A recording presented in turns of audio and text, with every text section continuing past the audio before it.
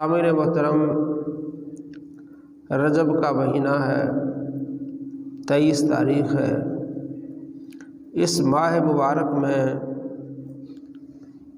اللہ تبارک و تعالی نے ایک بہت بڑی نشانی دکھائی، بہت بڑی عظمت دکھائی۔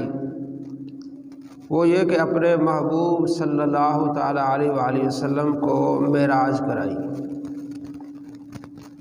اللہ تبارک و تعالی نے پیارے نبی صلی اللہ تعالی علیہ وآلہ وسلم کو آسمانوں کی سیر کرائی، اپنے قریب بلایا، مسجد حرام سے مسجد اقصیٰ تک ایک پل میں آپ صلی اللہ تعالی علیہ وآلہ وسلم پہنچے۔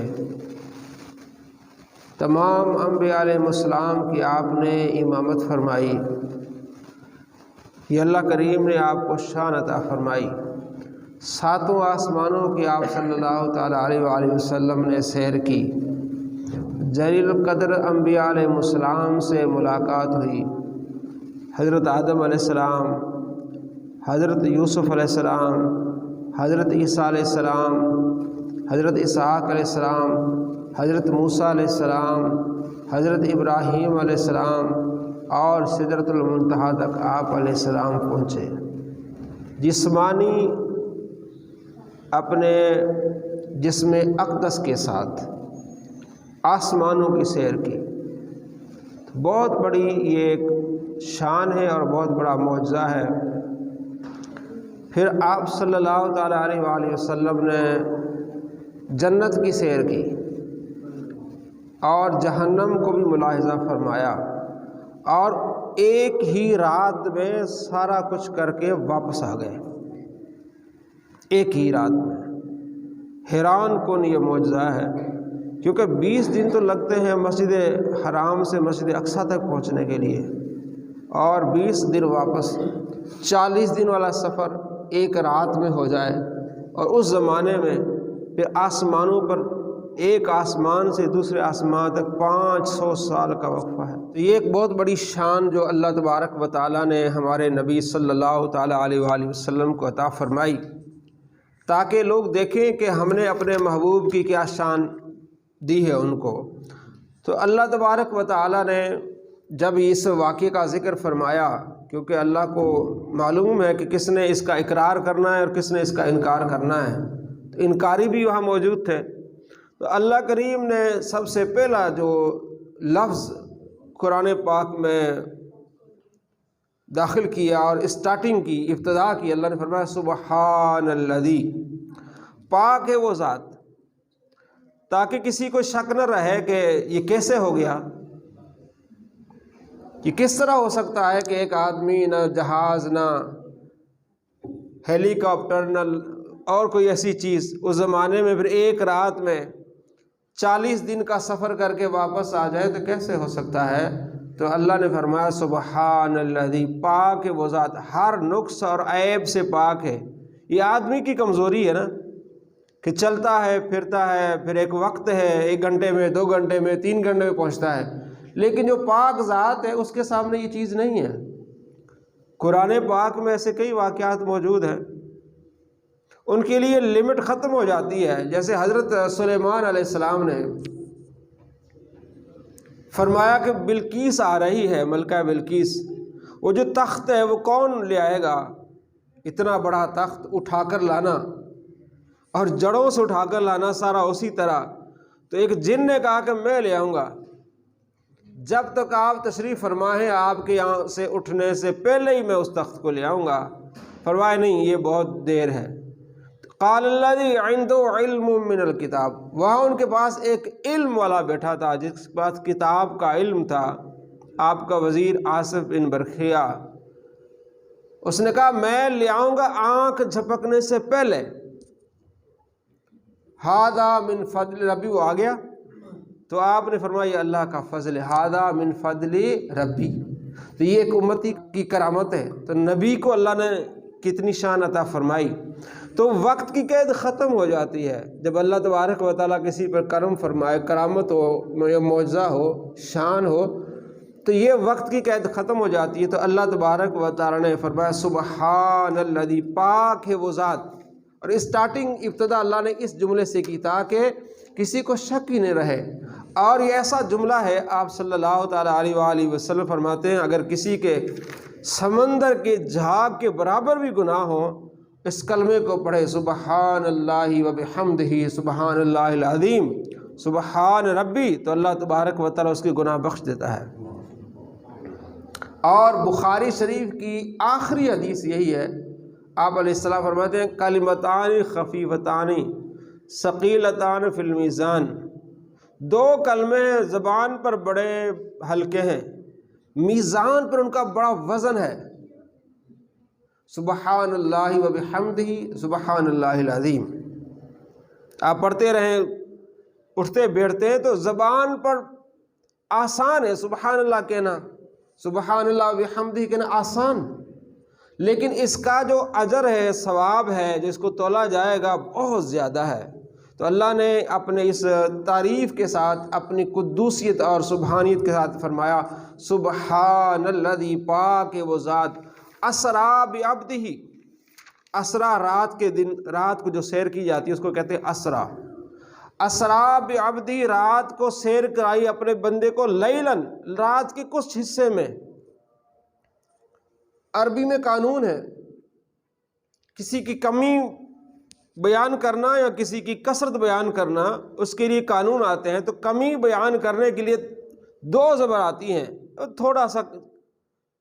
تھوڑی سی چیز بیان کرنے کے لیے دو زبر آتی ہے، لیلاً، رات کے ایک حصے میں، تھوڑے سے ایک حصے میں اس پاک ذات نے اپنے بندے کو سیر کرائی، من المسجد الحرام الی المسجد الاقصی، مسجد حرام سے مسجد اقصی کی طرف، اپنے خاص بندے کو۔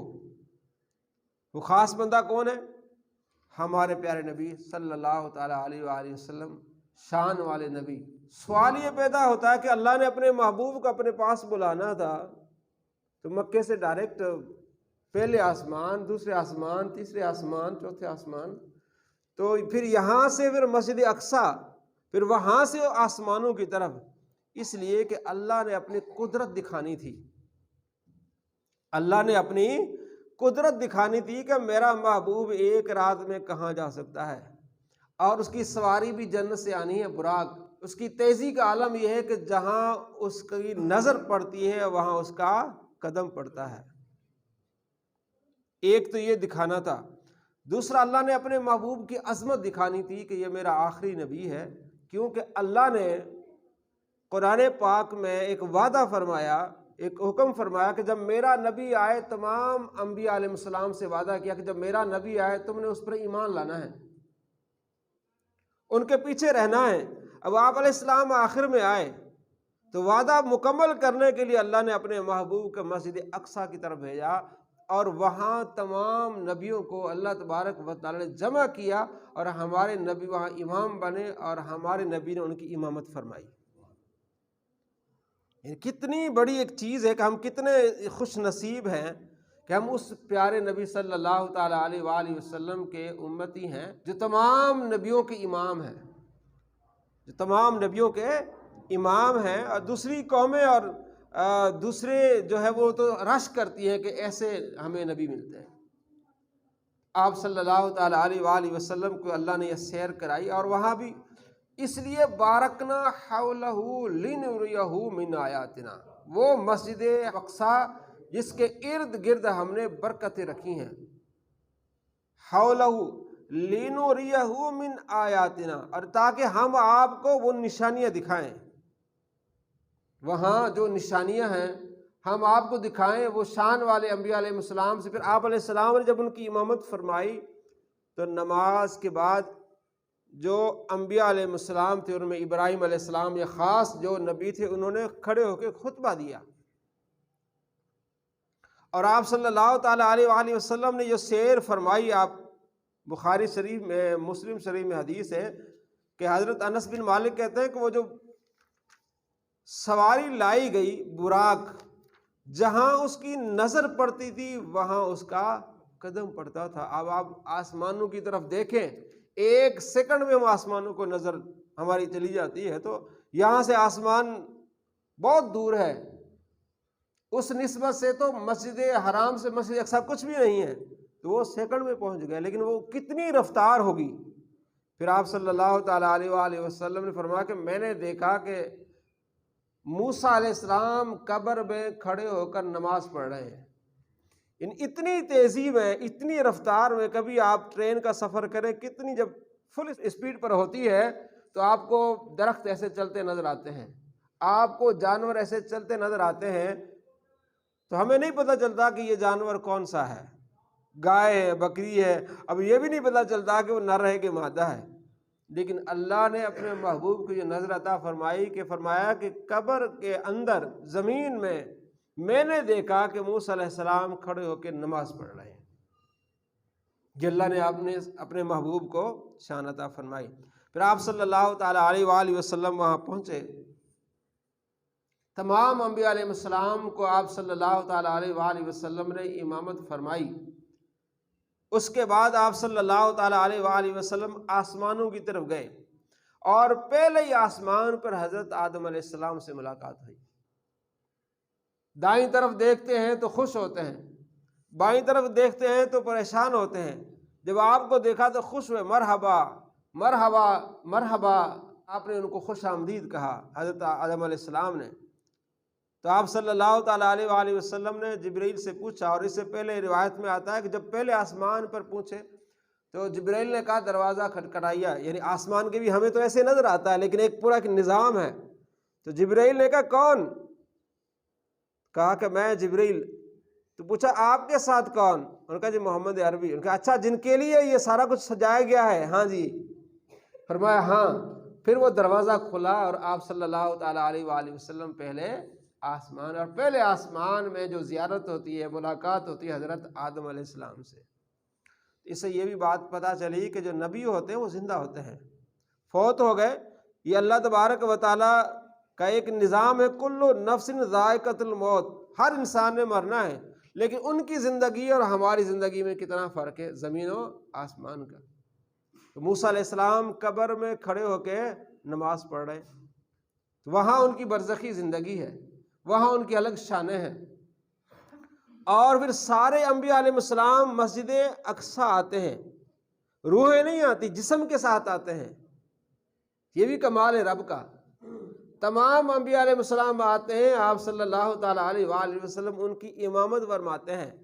یہ نہیں کہ روحیں آتی ہیں یا عکس آتے ہیں، نہیں، وہ خود نفیس آئے، ان کی آپ صلی اللہ تعالیٰ علیہ وآلہ وسلم نے امامت فرمائی۔ تو یہ کیسے ہو سکتا ہے؟ اللہ قادر ہے۔ آپ صلی اللہ تعالیٰ علیہ وآلہ وسلم نے فرمایا کہ ایک بنی اسرائیل میں ایک بندہ تھا، اس کی مثال کہ اللہ قادر ہے۔ آپ علیہ السلام نے فرمایا کہ بنی اسرائیل میں ایک بندہ تھا، بس دنیا داری میں پھنس گیا۔ جب اس نے دیکھا کہ میرا آخری وقت ہے، بندے کو نظر آ جاتی موت، میرا آخری وقت ہے، اس نے اپنے بیٹوں کو کہا کہ میں تمہیں ایک وصیت کرنا چاہتا ہوں، میری وصیت پر عمل ضرور کرنا۔ انہوں نے کہا جی کریں وصیت۔ اور پھر جب کوئی بندہ جا رہا ہوتا ہے تو ہمیں اس سے زیادہ ہمدردی بھی ہوتی ہے۔ دنیا میں ہم کسی کی بات نہ مانیں، لیکن وہ فوت ہو جائے تو ہم اس کا کرتے ہیں، ہم جاتے ہیں، ٹھیک ہے۔ تو اس نے کہا میری وصیت یہ ہے کہ جب میں مر جاؤں تو میرے جسم کو دفنانا نہیں ہے، مجھے قبر میں نہیں ڈالنا، مجھے جلانا ہے، مجھے جلا کے پھر اس کی راکھ سمندر میں ڈالنی ہے اور کچھ راکھ صحرا میں ڈالنی ہے۔ انہوں نے کہا یہ کیا؟ انہوں نے کہا میری وصیت ہے۔ تو جو باپ نے وصیت کی، فوت ہو گیا، بیٹوں نے اس کو دفنایا نہیں، اس کو جلایا، جلا کے پھر سمندر میں ڈال دیا، کچھ حصہ جو ہے وہ صحرا میں ڈال دیا، اڑا دیا، ذرے ذرے ہو گیا۔ تو آپ صلی اللہ تعالیٰ علیہ وآلہ وسلم نے ارشاد فرمایا کہ اللہ نے حکم دیا، سمندر کو حکم دیا کہ جو ذرات تیرے اندر اس بندے کی نکال۔ مسلم شریف میں حدیث ہے جو ہماری اہم ترین کتابوں میں سے ایک کتاب ہے۔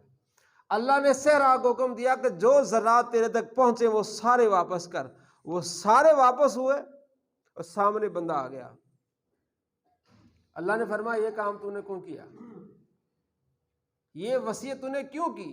کیونکہ مسلمان تو اس طرح کی وصیت نہیں کرتا، یہ تو ہندو کرتے ہیں نا، مرنے کے بعد وہ اپنے مردے کو کیا کرتے ہیں؟ جلا دیتے ہیں۔ اب آپ خود دیکھیں کتنا پولوشن، کتنی جو ہے وہ آتی ہوگی، ایک دھواں۔ کبھی آپ دیکھیں نا، ذرا سوچیں، جب میں قبرستان میں جاتا ہوں تو وہ پھر میرے ذہن میں کافی ساری چیزیں آتی ہیں۔ ہم اپنے بھائی کو، اپنے عزیز کو قبر میں دفن کر دیتے ہیں، انسان مٹی کا پتلا مٹی میں چلا گیا، اندر دب گیا، ہر چیز کیا ہو گئی، ختم۔ تو جو اس کو جلاتے ہیں، اب خود اندازہ لگائیں، انسان کو جلانا ہے، لکڑی تو ہے نہیں، اس کے اندر پانی ہے، غذا ہے، اتنی جلدی تو نہیں جلتا ہوگا۔ انہوں نے پھر بندے رکھے ہوئے ہیں، جس طرح آپ کا نائی ہے نا سامان، انہوں نے بندے رکھے ہیں کو، اس کو ایک جگہ ہے جس پر وہاں اس کو جلاتے ہیں، پھر اس کو آگ لگاتے رہتے ہیں 2-3 گھنٹے، پھر آہستہ آہستہ کر کے وہ اپنے حساب سے۔ اچھا، جہاں مطلب 3-4 میت اکٹھی آ جائے تو وہ دھواں اڑے گا۔ ہمارے یہاں کہیں تھوڑا بہت دھواں اڑے تو پریشانی ہو جاتی ہے، یار یہ کیا ہو گیا۔ میں تلہار، ایک شہر ہے سندھ میں، وہاں رمضان میں گیا تلہار، تو وہاں یہ فیکٹریاں ہیں، وہاں اس کی کماد کی فیکٹریاں ہیں، وہاں کپڑے بنانے کی فیکٹریاں ہیں۔ تو رمضان میں بعض اوقات جب ہم صبح اٹھتے تھے تو سارا ان کے جو جلنے کے جو ہوتے ہیں نا اثرات، وہ سارے بدن پر، کیونکہ فیکٹری چلتی تھی تو اوپر سے وہ سارا آتا تھا۔ تو اب 3-4 بندے اگر مطلب ہر گاؤں میں، اب ہمارے یہاں پچھلے دنوں کتنی فوتگیاں ہوئی ہیں، تو ہر بندے کو 3-4 گاؤں میں اگر جلایا جائے تو کتنا پولوشن، ماحول خراب ہو جاتا ہے۔ تو اللہ نے ایک فطرتی طور پر ایک بنایا ہے کہ انسان کو کیا کیا جائے، قبر میں مٹی کے حوالے کیا جائے، یہ انسان کی فطرت ہے۔ تو آپ صلی اللہ تعالیٰ علیہ وآلہ وسلم فرمایا، اللہ تبارک و تعالیٰ فرمایا، تو نے ایسا کیوں کیا؟ اس نے کہا، میرے رب، میں گناہ گار ہوں، میں تیرے سامنے کھڑے ہونے سے ڈرا، بس یہ کہ میں کس منہ سے تیرے سامنے کھڑا ہوں۔ اللہ نے فرمایا، ہاں اس لیے میرا مالک، اسی لیے۔ اللہ نے فرمایا، جا، میں نے تجھے معاف کر دیا۔ کہتے ہیں نا اللہ تبارک و تعالیٰ پتہ نہیں کس بات پہ راضی ہو جائے، اللہ نے فرمایا، جا، تجھے ہم نے معاف کر دیا۔ وہ اس کے دل میں جو خوف تھا، اس خوف کی وجہ سے اللہ کریم نے اس کی بخشش فرما دی۔ لیکن ہم یہ نہیں کر سکتے، ہم نے یہ واقعہ سنا تو ہم اپنی وصیت کر لیں، یہ ہم اگر ابھی وہ کوئی کر بھی لے تو ہم اس پر عمل نہیں کریں گے، ایک پرانا ایک زمانہ ہے۔ تو میں نے آپ کو ایک مثال دی حدیث سے کہ اللہ یہ کہ خاک کو اللہ تبارک و تعالیٰ سامنے لا سکتا ہے، تو نبی تو کیا ہے، زندہ ہیں۔ آپ علیہ السلام فرماتے ہیں، انبیاء علیہ السلام قبروں میں زندہ ہوتے ہیں، قبریں ان کو نہیں، مٹی ان کو نہیں کھاتی، مٹی پر حرام ہے ان کا جسم کہ مٹی ان کو کھائے، مٹی ان کو کھائے۔ بلکہ کئی ایسے واقعات ہیں کہ اللہ کے نبی کے صحابہ، ان کی جسم بالکل صحیح سلامت رہے ہیں۔ حضرت جابر کے والد عبداللہ 60 سال کے بعد جب ان کی قبر کھودی گئی تو بالکل ان کا، یہ بخاری میں حدیث ہے، بالکل ان کا جسم صحیح سلامت تھا۔ اور تقریباً 95 سال یا 80 سال کے بعد حضرت عمر رضی اللہ تعالیٰ عنہ کا جو نا جسم مبارک، ان کا پاؤں نکلا، بخاری میں حدیث ہے، بالکل صحیح سلامت تھا۔ تو اللہ نے اپنا ایک نظام بنایا۔ تو اللہ تبارک و تعالیٰ کے محبوب صلی اللہ تعالیٰ علیہ وآلہ وسلم معراج پر جاتے ہیں، پہلے ہی آسمان پر حضرت آدم علیہ السلام سے ملاقات ہوتی ہے، خوش ہوتے ہیں۔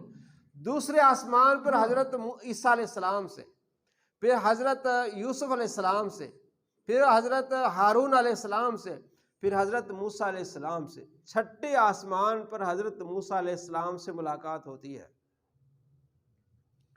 اور 7ویں آسمان پر حضرت ابراہیم علیہ السلام سے ملاقات ہوتی ہے۔ اس کے بعد پھر آپ صلی اللہ تعالیٰ علیہ وآلہ وسلم سدرۃ المنتہا جاتے ہیں۔ بخاری شریف حدیث ہے، حضرت انس بن مالک رضی اللہ عنہ کہتے ہیں کہ آپ اپنے رب جبار کے بہت قریب ہو گئے، اپنے رب جبار کے بہت قریب ہو گئے۔ اور حضرت عباس کہتے ہیں کہ آپ نے اپنے رب کا دیدار کیا، آپ نے اپنے رب کا دیدار کیا، اپنی ظاہری آنکھوں سے اپنے رب کو دیکھا۔ چونکہ اللہ نے جو بلایا تھا، میں آپ کو بلاؤں فیصل آباد آنے کو، آپ کراچی سے آ رہے ہیں اور میں فیصل آباد سے پنڈی چلا جاؤں، یہ تو مروت کے خلاف ہے نا۔ تو اللہ نے اپنے محبوب صلی اللہ تعالیٰ علیہ وآلہ وسلم کو اپنے پاس بلایا اور اپنا دیدار کرایا۔ اس میں کچھ روایات ہیں، کچھ لوگوں کا اختلاف ہے، وہ انشاءاللہ اگلے جمعے اگر موقع ملا تو آپ کو پوری تفصیل سے بتائیں گے، کیونکہ صحابہ کرام علیہ رضوان کا کسی بات پر اختلاف رہتا ہے، لیکن جمہور کا عمل کیا ہے وہ ہمیں دیکھنا ہوتا ہے۔ جمہور یعنی کہ وہ جنہوں نے صحابہ نے حضور سے سنا اور پھر انہوں نے کہا کہ آپ صلی اللہ تعالیٰ علیہ وآلہ وسلم نے اپنے رب کا دیدار کیا، اپنے رب کو دیکھا۔ تو یہ بھی ہمارا اہل سنت کا عقیدہ ہے کہ رب نے بلایا اپنے پاس پہ، رب دیدار نہ کرائے، بات ہے دیدار کی، تو اللہ تبارک و تعالیٰ نے اپنے محبوب صلی اللہ تعالیٰ علیہ وآلہ وسلم کو 3 تحفے دیے۔ حدیث پاک میں ہے کہ اللہ نے اپنے محبوب کو 3 تحفے دیے۔ ایک تحفہ تو نماز ہے، جس کے بارے میں آپ سنتے رہتے ہیں، یہ تحفہ ہے۔ جب چھٹے آسمان پر آپ علیہ السلام واپس آئے تو موسیٰ علیہ السلام نے پوچھا کیا تحفہ ملا؟ یہ آپ سب سنتے ہیں کہ نماز ملی۔ آپ نے فرمایا جائیں واپس، انہوں نے نماز نہیں پڑھنی، مجھے تجربہ ہے کہ میری قوم نماز نہیں پڑھتی تھی۔ تو آپ علیہ السلام تشریف لے گئے، کرتے کراتے 5 نمازیں رہ گئیں۔ اللہ نے فرمایا میرا قول سچ ہے کہ 50 ہے، لیکن آپ آئیں میں نے 5 کر دی، پڑھیں 5 ثواب 50 کا ملے گا، پڑھے 5 ثواب کس کا ملے گا؟ 50 کا۔ یہ بہت بڑی چیز ہے نماز۔ جس طرح ایک انسان کی غذا ہے، کھانا پینا اس کے بغیر انسان نہیں رہ سکتا، اسی طرح روح کی غذا ہے، وہ کیا ہے؟ نماز۔ روح کی غذا، چہرے کا نور، انسان کی اصل روح کیا ہے؟ کلمے کے بعد کیا ہے؟ وہ نماز ہے۔ نماز کے بعد بندہ نہیں ہے، نماز کے بغیر بندہ نہیں ہے، کیونکہ اللہ کی بارگاہ میں جھکنا ہے۔ تو دوسرا تحفہ کیا ہے؟ دوسرا تحفہ ہے اللہ تبارک و تعالیٰ نے اپنے محبوب کو سورہ بقرہ کی آخری 2 آیتیں عطا فرمائیں۔ آپ علیہ السلام فرماتے ہیں جو ان 2 آیتوں کو پڑھے گا اللہ اس کے لیے کافی ہو جائے گا۔ سورہ بقرہ کی جو آخری 2 آیتیں ہیں، آمن الرسول بما انزل الیہ من ربہ، ہر مومن کو یاد ہونی چاہیے، لا یکلف اللہ، سب سے آخری آیت۔ آخری 2 آیتیں یہ بھی اللہ نے اپنے محبوب کو تحفے کے طور پر عطا فرمایا۔ اور تیسرا تحفہ اللہ نے اپنے محبوب کی عطا فرمایا کہ اے میرے محبوب، آپ کی جو امت ہے جس نے کلمہ پڑھا ہے اس کو میں نے بخش دینا ہے۔ کتنا ہی گنہگار ہے، میں نے اسے کیا کر دینا ہے؟ بخش دینا ہے۔ یعنی کہ اینڈ پہ کیا ہوگا؟ اللہ تبارک و تعالیٰ اپنے محبوب کے صدقے اپنی امت کو بخش دے۔ یہ 3 تحفے اللہ تبارک و تعالیٰ نے اپنے محبوب کو عطا فرمائے اس معراج کی رات کو۔ جب آپ صلی اللہ تعالیٰ علیہ وآلہ وسلم تشریف لائے اور آپ نے یہ بات اپنے گھر والوں کو بتائی، اپنی کزن کو بتائی، اس نے کہا بتانی نہیں آپ نے۔ آپ کی حضرت علی رضی اللہ تعالیٰ عنہ کی سسٹر تھی، بہن تھی، ان کو آپ نے بتایا۔ ان کے گھر میں آپ علیہ السلام آرام فرما رہے تھے جب جبرائیل آیا۔ تو جب واپس ادھر ہی جبرائیل چھوڑ کے آیا جہاں سے پک کیا تھا، تو وہیں تو آپ نے بتایا کہ میں نے معراج کی ہے۔ جو آپ کی کزن تھی تو انہوں نے تو اعتبار کر لیا، لیکن ان کا آپ بتائیں نا، آگے آپ بتائیں گے یہ تو بات کا پتنگڑ بنا دیں گے، یہ تو اعتبار ہی نہیں کریں گے، یہ تو بات بڑی بڑھ جائے گی۔ تو آپ علیہ السلام فرما بتانے کے لیے تو یہ ہے سارا کچھ، یہ بات نہیں بتانی تو پھر کیا بتانا ہے؟ یہ نشانی اللہ کی بتانی ہے۔ تو آپ صلی اللہ تعالیٰ علیہ وآلہ وسلم نے صبح جب اعلان کیا، بتایا کہ میں نے ایک رات کے حصے میں نے مکے سے فلسطین تک میں گیا، مسجد حرام، مکے میں جو مسجد اسے مسجد حرام کہتے ہیں، فلسطین میں جو جامع مسجد، مسجد اقصیٰ، مسجد حرام سے مسجد اقصیٰ تک میں نے سیر کی ہے، اور وہاں سے پھر میں آسمانوں تک چلا گیا۔ اب آسمانوں کی تو ان کو کیا پتا کہ وہاں کیا ایک نظام ہے اللہ تبارک و تعالیٰ کا۔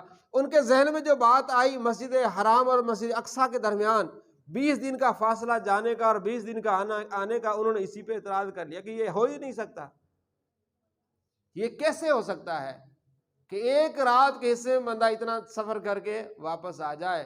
پھر انہوں نے بے تکے اور بیجا اعتراض کرنے لگے، لیکن اللہ نے دکھانا تھا کہ اعتراض کرے ان کے سامنے ہر چیز آ جائے۔